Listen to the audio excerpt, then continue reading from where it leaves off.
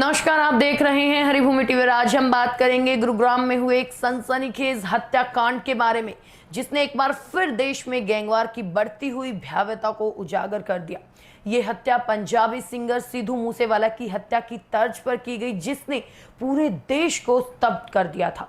गुरुग्राम के सेक्टर 77 में SPR link road पर रोहित शौकीन नाम के एक व्यक्ति की बेरहमी से हत्या कर दी गई। जिस तरह से इस वारदात को अंजाम दिया गया, उसने पुलिस और आम जनता दोनों को हैरान कर दिया। हमलावरों ने फिल्मी अंदाज में दोनों हाथों में पिस्तौल थामकर रोहित पर ताबड़तोड़ फायरिंग की और इस वारदात में रोहित का पूरा शरीर गोलियों से छलनी कर दिया गया। रोहित शौकीन की पोस्टमार्टम रिपोर्ट में कई चौंकाने वाले खुलासे हुए। डॉक्टरों को उसके शरीर में 12 गोलियों के आर पार होने के निशान मिले और 3 बुलेट बरामद हुई।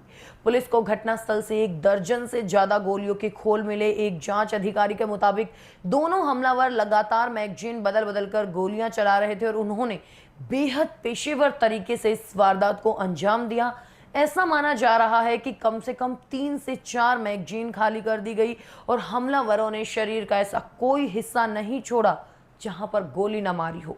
पुलिस इस वारदात को गैंगवार से जोड़कर देख रही है और हमलावरों की तलाश में जुटी हुई है। यह हत्या एक बार फिर उस खतरनाक ट्रेंड की ओर इशारा करती है जिसकी शुरुआत 29 मई 2022 को मानसा यानी पंजाब में हुई सिद्धू मूसेवाला की हत्या से मानी जाती है।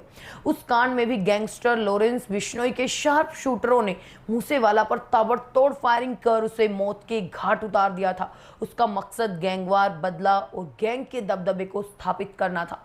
इसी तरह रोहित शौकीन मर्डर केस में भी हमलावरों ने पूरी प्लानिंग के साथ अत्याधुनिक 30 कैलिबर के हथियारों का इस्तेमाल किया और पुलिस का मानना है कि यह हत्या सिर्फ किसी व्यक्तिगत रंजिश का नतीजा नहीं हो सकती, बल्कि इसके पीछे गैंगस्टर लॉबी का गुरुग्राम जैसे शहर में अपना दबदबा दिखाने और खौफ पैदा करना भी हो सकता है।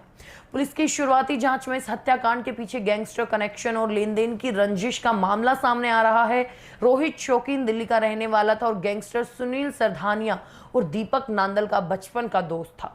वो पहले म्यूजिक इंडस्ट्री से जुड़ा था और इसी दौरान उसकी दोस्ती हरियाणवी सिंगर राहुल फाजिलपुरिया से हुई।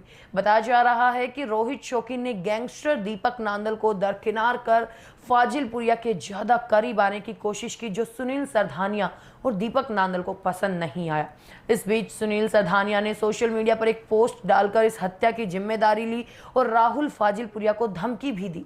सरधानिया ने फाजिलपुरिया से 5 करोड़ की मांग की और जिसने उसकी म्यूजिक एल्बम पर लगाए थे। हालांकि रोहित शौकीन भी दीपक नांदल से 5 करोड़ मांग रहा था और सूत्रों के मुताबिक रोहित शौकीन की हत्या का मकसद पैसे देने से छुटकारा पाना और फाजिलपुरिया को एक सख्त संदेश देना था। पुलिस इस मामले में हिमांशु भाऊ गैंग के लिंक की भी जांच कर रही है, जो हरियाणा और दिल्ली एनसीआर में आपराधिक गतिविधियों के लिए कुख्यात है। रोहित शौकीन कोई साधारण व्यक्ति नहीं था। उसके खिलाफ दिल्ली में पहले से ही 3 आपराधिक मामले दर्ज थे, जिनमें अवैध कब्जा, मारपीट और पैसे की मांग शामिल थी। उसके सुनील सरधानिया और दीपक नांदल जैसे गैंगस्टरों से भी संबंध थे। 1 साल पहले रोहित के पिता ने दिल्ली पुलिस में शिकायत दर्ज कराई थी कि उनके बेटे की जान को खतरा है, लेकिन तब पुलिस ने इस मामले में कोई ठोस कार्रवाई नहीं की थी। अब इस हत्याकांड के बाद पुलिस उस पुरानी शिकायत को भी जांच के दायरे में ला रही है।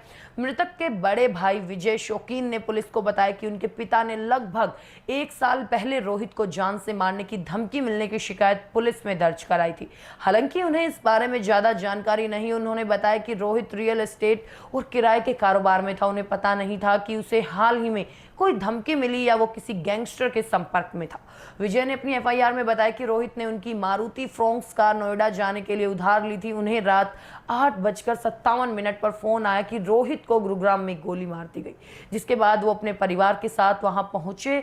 पुलिस ने घटनास्थल के आसपास के सीसीटीवी फुटेज खंगालने शुरू कर दिए ताकि हमलावरों की पहचान की जा सके। पुलिस हिमांशु भाऊ गैंग, सुनील सरधानिया और दीपक नांदल के संभावित कनेक्शन की जांच कर रही है। इसके अलावा पुलिस राहुल फाजिलपुरिया से भी पूछताछ कर रही है ताकि इस हत्याकांड के पीछे की पूरी कहानी सामने आ सके। पुलिस सूत्रों के अनुसार इस हत्याकांड में प्रॉपर्टी विवाद का एंगल भी सामने आ रहा है। पुलिस अब इस विवाद की गहराई से जांच कर रही है।